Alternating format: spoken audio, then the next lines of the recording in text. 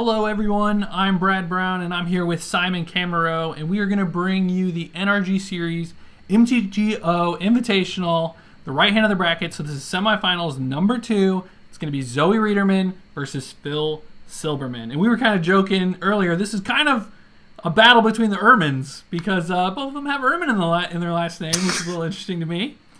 Should be an interesting matchup, and I'm excited to watch it. The last names, that's about the end of the similarity between these two decks that they're piloting. But why don't we take a look real quick at how each of them got here first? So you want to go over Zoe for us? Oh, totally. So Zoe started things off by beating Mark Johnson. Mark was piloting Jun. And then in the second round, she beat TJ Rogers in a kind of a red mirror. I actually covered that one. And she ended the last game of the match at 45 life or something north of there. Yeah, that matchup was insane. And I remember it was you and Joe commentating, and I went and watched it later. And just how that played out, how kind of grindy it was absolutely crazy. A very enjoyable one to watch. So if you haven't checked that one out, I would highly encourage you guys to do so. And in terms of Phil beat Adam also on Jund. So both of these players beat a Jund player. And then he beat Will on Neoform. That one was kind of piece of cake in a lot of ways. He's got so much permission, path to exile to answer things like Gristlebrand, and that was definitely a kind of a walk in the park for Phil, from what I can tell. Right. I covered a different round of Neoform. That was Jack Cummins versus John Philip Whetstone. Nailed it. And I think something that I was discussing with Joe in that match is that kind of the early game for Neoform occurs in deck building. And so Phil has enough permission in his deck that he kind of won the early game before they even shuffled up, if that makes sense. Yeah, absolutely. Just good deck decisions. So yeah, let's get into some details about these players and talk about Zoe Riederman here. Do you want to go over player profile for us, Simon? Yeah, so you can check out Zoe Riederman at Zoe Reed on Twitter. She's a 26-year-old from Vernon Hills, Illinois, a software engineer. She's got a couple of NRG Series Trial top 32s, and she top 16 in MTGO Modern Super PTQ. She's a die-hard fan of Naruto, but it doesn't just stop there. She's watched over 100 different anime titles. Brad, what's your anime title number? Where are you at? Oh man, my number is probably less than 10. Maybe some DBZ, Pokemon, Attack on Titan. Yeah. Probably the big 3 that I've watched. I think the thing that I'm going to get in trouble for is I've seen like 2 episodes of probably, I wouldn't say 100 different anime, but maybe like 12 or 20, somewhere in, a solid double-digit range. But I can't say I've watched them. I haven't been swept up in the arcs of them.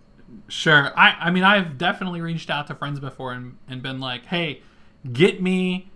what's the one show I should watch? And everyone usually tells me Attack on Titan, so I've seen all of that one. But I'm with you. Like, it's hard for me to get into those series, and really Pokemon and DBZ, which are very mainstream, are the 2 that I've watched the most of. Well, speaking of streamlined, efficient action, Zoe is piloting Mono Red Prowess. How do you like that transition? Absolutely awesome.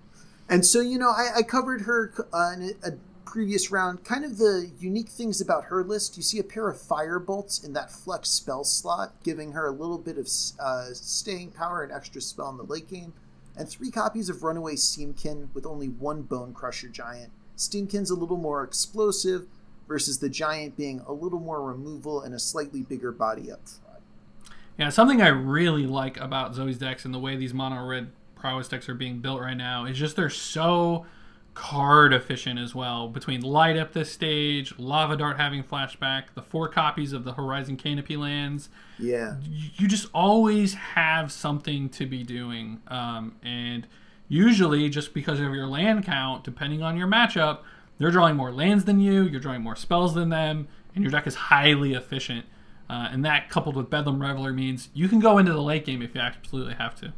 Right, and something that I think is kind of hard to understand just looking at this deck is that this isn't really a burn deck. It looks a lot like one, and it plays a lot of cards in common, but you're going to see Swift Spear used a lot more like a burn spell than it's going to be used like a normal beatdown creature for Zoe's deck. Yeah, definitely agree. I'm excited to watch Zoe pilot this deck some more. So let's take a look at Phil's slide here. Phil Silberman is a 30-year-old data analyst from Chicago, Illinois. He's got 2 NRG Series top 8s and 1 NRG Series win, I believe, with Legacy Storm. Yeah, the classic how many cards are in your hand for Infernal Tutor Storm win. Yeah. He's a 2019 NRG Championship competitor as well. He's got an SCG St. Louis Open 2014 top 8, 2 SCG Classic wins. Tries to bake something every week. I've talked about this before. I think that's a great hobby if you're looking for 2 things. One, to fill out your kitchen, because you always end up buying these like small gadgets that you didn't think you needed. And then also just learning how to cook.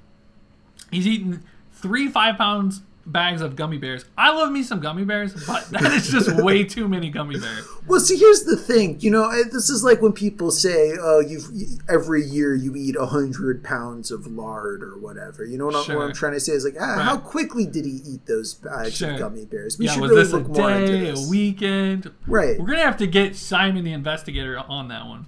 Yeah, but first let's investigate this deck list. So break down Bant Control for me, Brad.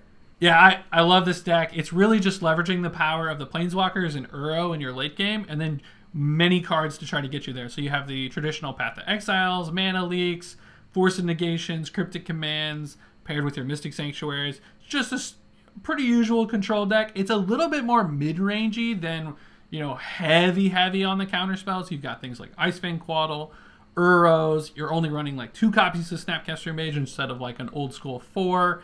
And you've got these 7 copies of a Planeswalker. So you have tons of ways to finish the game.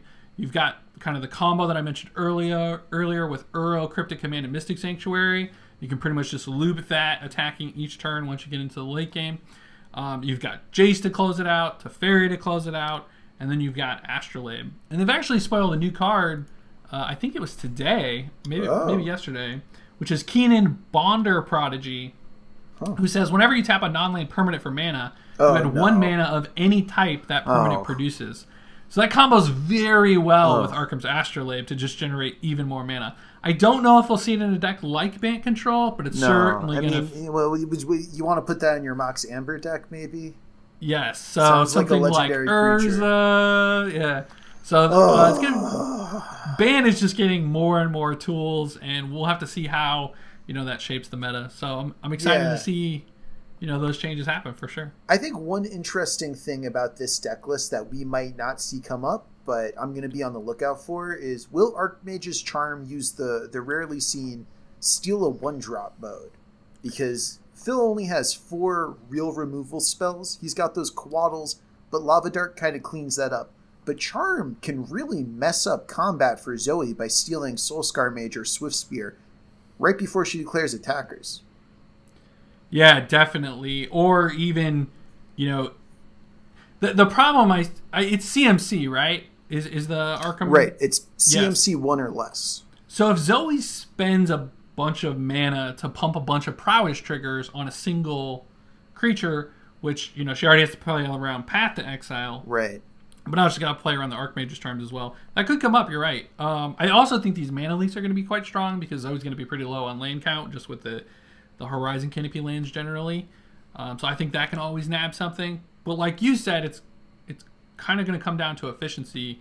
And if you're spending 3 mana to remove a 1-mana creature, I don't know if that's going to play out very well for him. So to me, I think it's going to be racing to the Uro and see if he can get that online. I think that's part of it. I think that you described this as kind of a mid-rangey build of the blue deck, and that kind of nails the matchup for me. I think it's going to come down to if he draws the right half of his deck game 1.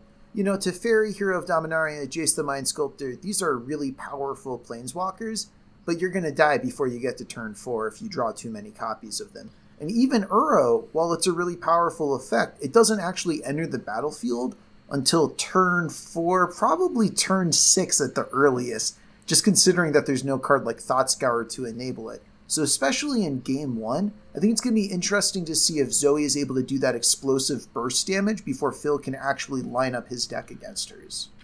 Yeah, the way I always look at mid-range versus like really fast aggressive decks is how quickly can the mid-range deck get to a point where they're casting 2 spells a turn that are valuable in the matchup. Because if they can leverage the cards in their hand they're probably going to win in the long game. But if you're just dead with 6 cards in your hand, right, it was just a runaway for the red deck.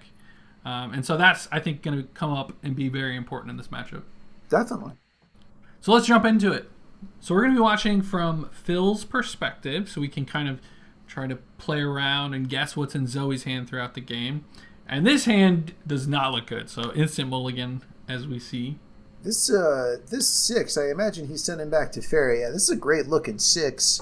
Only downside is this basic force not looking great. Yeah, not a card you want to see in your opening hand for a couple of reasons. If you're forced to play it in the early turns, you can't fetch on turn 4 and get a Mystic Sanctuary to potentially put a spell like Path to Exile back on top.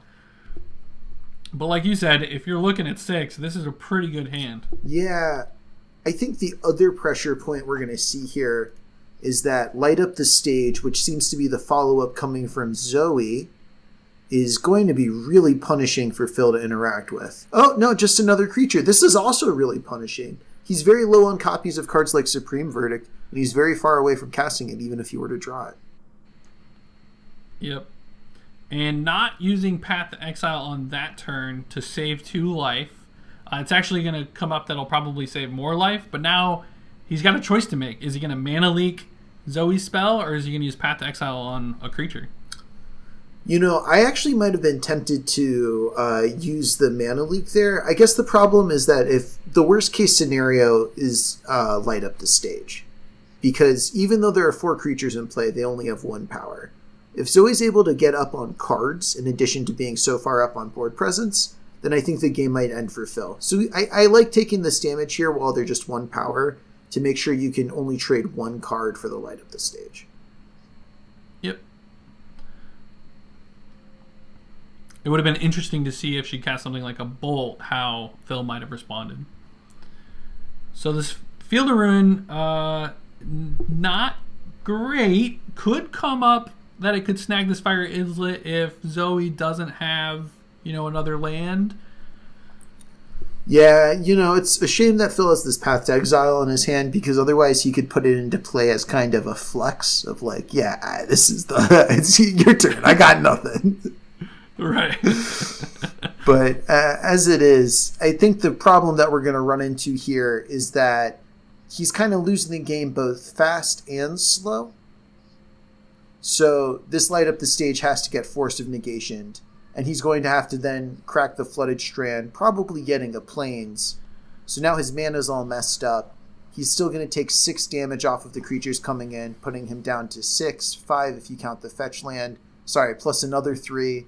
I mean, this is kind of exactly how you described the matchup. He never got to a place where he was casting 2 meaningful spells a turn. Yeah, he would really like to be able to get a Temple Guard in there so he could escape Uro. But forcing the Plains there just because if he shocks, he's dead.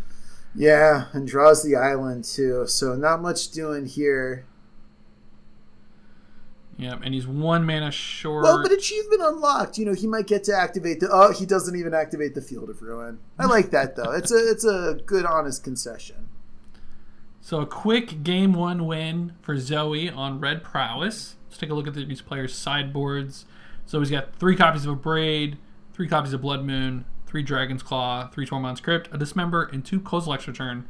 Not a lot to like here from Zoe's point of view. Yeah, I would be tempted to change 0 cards. I could see bringing in a single copy of Tormund's Crypt. This is just my intuition.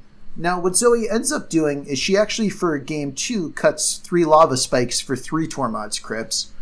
I think correctly identifying that one of Phil's most powerful cards is Uro. I just feel like you lose a lot if you waste a card on drawing the Crypt for the most part.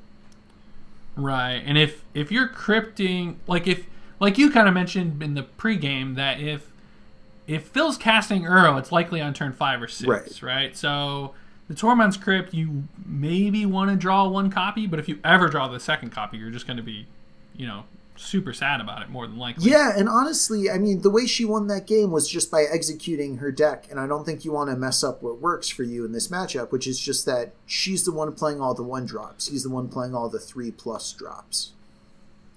Right, so that is what Zoe goes with. On Phil's side, he's got 2 Ashioks, 2 Purges, 2 Timelies, 2 Veils, 2 Disputes, an Aether Gust, a Disdainful Stroke, a Mentor, a Surgical Extraction, and a Dovin's Veto. And he makes quite a few changes here. He's gonna, which we would expect. Mm-hmm.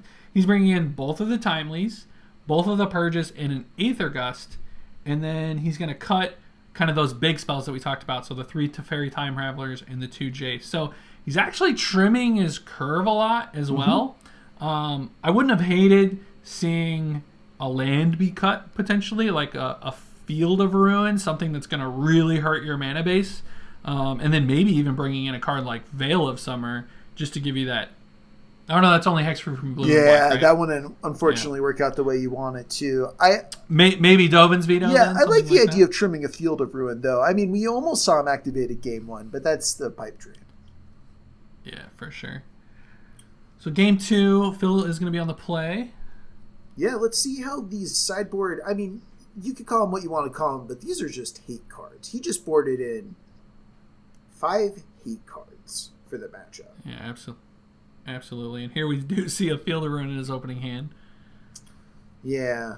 Pretty good hand overall, though. He gets to get Breeding Pool, more than likely, with the Misty. Right. He'll have Icefang Quaddle. Now, I think it's going to be difficult for this Quaddle to actually do what it's supposed to do. And we see a really interesting play from Zoe here. She just turn 1 cycles Crash through. To me, that suggests she kind of has a weak hand if she's already trying to dig deeper into her deck and she's not saving the Prowess trigger. And this is exactly, I think, what Phil wants, which is to trade 1 for 1 in the early game. Yep, definitely. Oh, wow. There's a Timely. That's going to be good later. So he's going to start this game basically at 22 life. Yep. A land here would be very good. I think Path to Exile is also pretty good. Yeah. Boy, yeah, this mana is not looking great for Phil, but the action is not looking great for Zoe right now. Yeah, you got to wonder what's in her hand. There's a Bone. No, it's the Crusher stomp Giant half stomping. of it. Yeah. Right. I would have actually been tempted to maybe Force of Negation that if I were Phil. I guess you want to save Force for specifically light up the stage. And you have so many removal spells for creatures now. So being, cautious, I think this is going to pay off in the long run. Zoe has a very land-heavy hand. Yeah, it's tough. She actually... I've seen people go up to as many as 8 copies of Sunbaked Canyon. Oh, here, another great Field of Ruin for Phil. But up to 8 copies of Sunbaked Canyon and Fiery Islet in the Prowess deck. And it's clearly for situations like this. And I love this attack. This is a beautiful attack from Phil. Timely Reinforcements in hand puts you down to 19.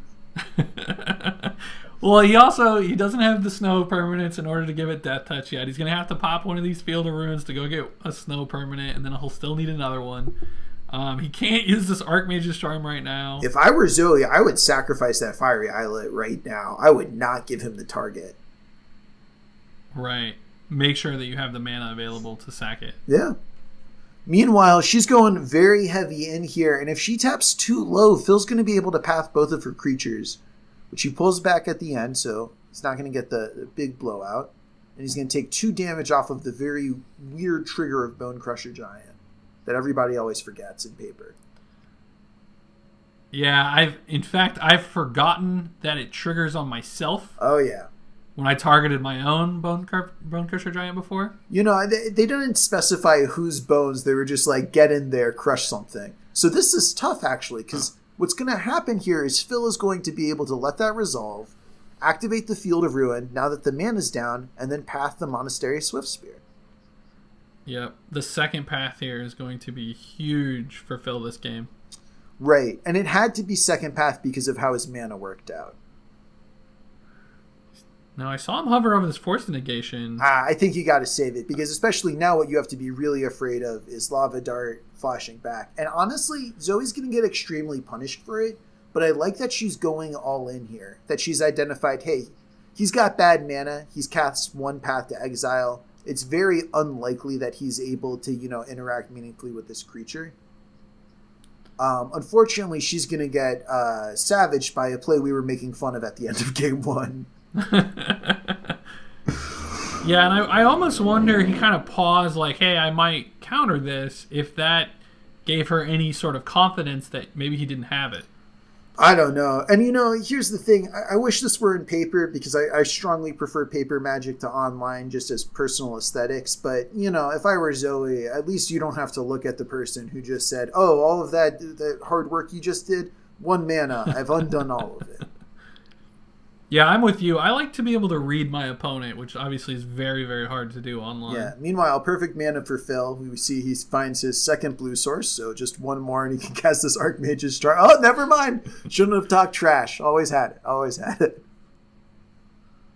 And he can timely here if he'd like. I think... Oh, he's got the Uro in the Yeah, graveyard. why gain 6 life when you can gain 3 life and also 3 more life every turn after that for the rest of the game. And so it's tough because we see here that Phil didn't actually cast his sideboard cards that were so powerful, but just having them really changed the texture of how the matchup played. We saw Zoe take a pretty aggressive line, and Yeah, and Zoe's kind of plan, the way it executed in this game, she was kind of all in her 1 or 2 creatures, where Path to Exile is quite strong. Whereas the first game, she went very wide, which made Path to Exile much more awkward. Right, and it's difficult because her deck is so low on threat, she's not able to present that kind of clock so often. And she doesn't have, there are a lot of weird sideboard cards the Prowess deck can play because Modern's so big. And if you're a monocolored deck, you obviously get to play the wacky ones. But, right. She doesn't have cards like Chandra, Acolyte of Flame that you'll see sometimes. She doesn't have... the Sahili, the one that makes the tokens, not the one that makes the infinite cat tokens. Now, she's now she did put a lot of pressure here into play. I mean, this 4/4 is big, but this Archmage's Charm, like you said, it is going to steal something, and that's a pretty big deal. Right, and then also Snapcaster Mage plus Path to Exile does a pretty good job of cleaning this up. I think we're probably going to see this Flooded Strand convert for Mystic Sanctuary to get back the Archmage's Charm. Yeah, that would make a lot of sense. And then all of a sudden, so Uro is 6, and then 9 in play. Can Phil cast 3 spells this turn? I think probably. He could, right? Well, yeah. If he draws something where he could, counter it, can he, Archmage's Charm plus Timely and negate both of his you things? don't want to figure it out. I think that's fine. I think just countering Zoe's next turn is probably the play. Yeah, I think you just say, look, I had it. Let's move on to the next game. This one you're going to be on the play for. It's going to be a lot harder for me. So Phil Silberman takes it down, evens it up, and takes us to a game 3. Yeah, and played out just kind of like we thought, where he had some number of sideboard cards, but he was able to get those 2 spells a turn that actually mattered pretty quickly with the help of the Uro ramping. He had a little bit of problem with his mana in the beginning of the game, but eventually he drew out of it. So speaking of mana problems, Zoe's going to make an interesting decision here with sideboarding. She cuts the last Lava Spike and 2 copies of Crash Through to bring in 3 copies of Blood Moon. Now, I don't know if... we're looking at our notes, right? I don't know. I'm assuming those Torment Crypts are also still in. So now we've got these 6 sideboard cards that don't really impact the board, and that's going to make her deck a lot slower. Yeah, now, I'm not accusing Zoe of trying to shoot the moon here, but I will say I do like bringing in Blood Moon because after that game, if I were in her seat, I would think to myself, oh, this is a terrible matchup. This is only going to get worse for me. I don't know. I had to get kind of lucky to steal game 1, it seems like. So now you're bringing in something that will accentuate any advantage you get with your opponent's awkward draws and just gives you a shot to randomly get them if it comes up. Yep, and looking at Phil's notes here, he's going to board in. He's going to board out 2 Teferi Hero of Dominaria and board back in 2 Teferi Time Ravelers. Yeah, I think, he just boarded out the wrong Teferi. No, I'm kidding. Yeah. I think that the big thing that this does is now that he's seen Runaway Steamkin, he knows that there's an actual good target in addition to Soulscar Mage for 3 mana Teferi. Yeah, that makes a lot of sense. And I know in Standard, 3 mana Teferi often just bounces the first Steamkin, right? And that's just good enough to buy you maybe an extra turn. Yeah. It'll be interesting to see. We might also see a new classic of Modern, which is Arkham's Astrolabe versus Blood Moon. Oh, sure. Yeah, I've seen games where this Bant Control like beats Blood Moon and Choke via Astrolabe and then Teferi Hero Dominaria. And so it's pretty resilient to those effects if it can go long enough. But this red deck can really pressure it and not give it that time. Right. So this looks like a pretty good hand from Phil's side. I would certainly be happy with this. Unfortunately, we know that Zoe is going to be starting things off with a couple of mulligans. Looks like first she goes down to 6. She's taking a look at it. Phil decides to keep what you described, I think accurately, as a very strong hand, and Zoe unfortunately goes down to 5. Yeah, and this is a deck where resources definitely matter. And she's going to need something like Light Up this stage or a Bedlam Reveler to kind of undo that mulligan. And what you would hope to see if you were Zoe here is, no interaction from Phil early and then an early Spectacled Light Up the stage. So if she could go Swift Spear Light Up the stage here, that would be great. Steamkin's okay, and trading for one for one when you're behind on cards, it's at least par. But tough situation to be in already. Oh, wow. And Phil draws a fantastic 3-drop. Yeah, this is really going to hurt her ability to develop her board state. Although Swift Spear pretty good at pressuring Teferi. It might be seeing a Celestial Purge here.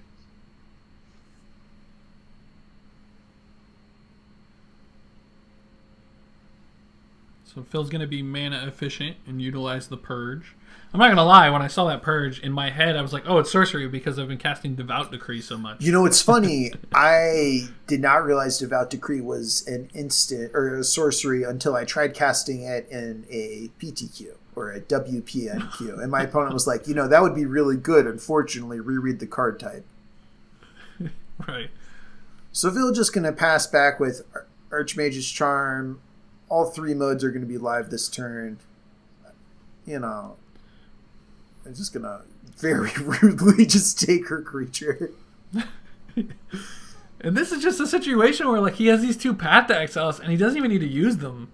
And like you said, there's not a ton of threats in Zoe's deck.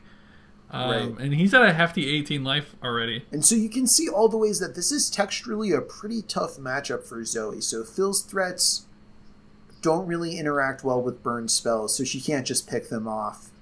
The Planeswalkers aren't actually what the matchup is about for him. He can interact with her cards a million different ways if he wants to. He has incidental life gain. But I think the thing that's really just going to get her at the end of the day is that he doesn't have any lightning bolts. This is all just point-and-click removal. Right. Now, interesting play there to play the island instead of the Flooded Strand to potentially fetch up something like a Plains and use a Path to Exile if needed. So I like it. I think the reason why is because it's committing to saying, I'm not going to cast the Path to Exile this turn. This deck is pretty explosive, and it can certainly do a lot of things, but he can kind of tell from having played the first few turns of this game that Zoe's in a pretty weak position. So I think he can afford to be a little aggressive with that line. Sure. Meanwhile, who's the Prowess beatdown deck? Here comes another 2-power Monastery Swift Spear. The other kind of problem with using the fetch land that turn is you wouldn't have a green source, so any Icefang Quaddles or Uros, and had he done my play and fetched that Plains, he actually would have drawn this Quaddle and it would have punished him. Well, he would have shuffled his deck, so who can say whatever. But it's interesting because you can see for the second straight game, Phil's kind of getting punished on mana, and he's going to get another island here. He might actually get a Sanctuary. No, he's just going to get a mountain. Oh, and of course he's going to Cryptic it. I don't know what I'm doing. I don't know what I'm saying. Yeah. So he's going to get that green source, Cryptic Command, and now a fetch land turns on the Cryptic Command if he wants. Yeah, I think now you could describe the world as being his oyster. I mean, Celestial Purge, now he can just kill a Blood Moon even if it resolves. And unfortunately... I mean, when your Archmage's Charm is drawing 2 cards, which I think this will, you're probably ahead. End of turn, draw 3. Great for the Prowess matchup. Here's the first part. And this is the thing about And you're happy Kawaddle. there. You know, I like cycling it as aggressively as possible, just kind of throwing it out, because it's never going to meaningfully block. I think Zoe will always have some ability to play around it. I agree with that, for Here sure. come a pair of Astrolabes in case, you know, she's drawn any redundant Blood Moons. But, you know, I think this kind of underlined, again, just all the different ways this matchup could have gone wrong for Zoe. And in game one, she really provided an atypical but still typically fast draw to beat the interaction that Phil had. And he's just lined up a lot better in post-board games. Yeah, much more efficient taking out those high-end cards. Yeah, and now we're seeing, I think, the beginning of the end. Yeah, setting up the kind of soft loop of Cryptic Command plus Mystic Sanctuary. Right, and he's got the Quaddles to essentially draw that extra card so that he's not just drawing the same card every turn. And if he can find something like a Teferi, or I guess he doesn't have Jace in his deck, so at this point it's just Uro to give him that ability to redundantly loop it, or not redundant, but just continue to loop it over itself would be important. Yeah, I think the other thing that he's going to try to do is, now that Zoe's so low on resources, I think he's going to try to close the game. And, you know, it's interesting because the life totals are 8 to 9, but just count the number of cards each of them has. She has 1 in her hand, drawing up to 2 for this turn. Phil's got 11 billion comparatively. Yeah. And with her just being on one land, you know, she's kind of in a situation where she can either sit and wait and like try to get up to essentially 7 cards in hand, or, you know, but eventually draw some spells, or she can just start firing them into the potential counter spells. We see that Zoe's drawn another sideboard card. Here's the Tormod's Crypt, and it does, at this point in the game, earn the Cryptic Command out of Phil. I'm sorry, this Timely Reinforcement's not gaining any life, not making any creatures. Yeah. Just a dead draw. This is the worst I've ever seen of Timely Reinforcements. The Snapcaster Mage is going to be pretty good, though. Yep, and it looks like rather than go for the Cryptic Bounce Sanctuary or something along those lines, he's just going to draw 2 cards. Yeah, you know, I think Phil is... Oh, my goodness. We might see him crack... Fetch Shock, yeah, just so he can timely. No, but he would have done that pre-combat if he was going to do it. I actually think he maybe should have done that. I don't know if he has another Shockland to get, though. I'll check his deck list. He should have another breeding pool. I think they usually run 2. That would make sense. Yeah, you know, because you're still trying to get that Uro going, right? Right. And I mean, Zoe could have done like some shenanigans and like bolt herself or something to stop it. Yeah. I don't know if that would have been right, but you know, I played against Timely Reinforcements when it was in Standard. I don't know if you were playing back then, but you know, Goblin Guide and Lightning Bolt were in the same mono red deck in Standard, and it wasn't that good because it was also in Timely Reinforcements metagame. Yeah, Timely is just a beating for these red decks unless you have a way to turn off life gain. Yeah, second Tormod's Crypt. I think actually this one you can let resolve, and Phil in fact does. Because, you know, now you're asking yourself, if you're him, what will prevent me from closing the distance? Okay, this won't, but maybe some crazy series of draws could. Right. To me, it's like protect the Snapcaster Mage Queen at this point. And there you go. You can see him toggling over the 2 blue cards. All right, how do I want to do this to you? And he says, I signed up to cast Cryptic Command. Yeah. Great sportsmanship here from Zoe. Great competitive spirit from both players. Phil Silberman takes it down in 3 games.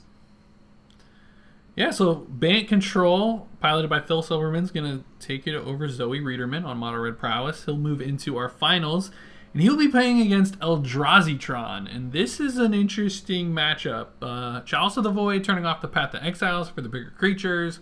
Thought-Knot Seers can take things, you know, out of Phil's hand if they're not countered. Phil doesn't have any copies of Ceremonious Rejection or anything like that in his sideboard to make it like ultra efficient. On the other side, though, Bant does have Uro, which is generally bigger than everything the Eldrazi-tron deck is putting onto the battlefield in terms of creature size. Right, and also David is still playing the complete Karn package. That's Karn, the Great Creator. So Phil's counterspells are actually a little more alive than they'd be against a more creature-heavy build of Eldrazi Tron.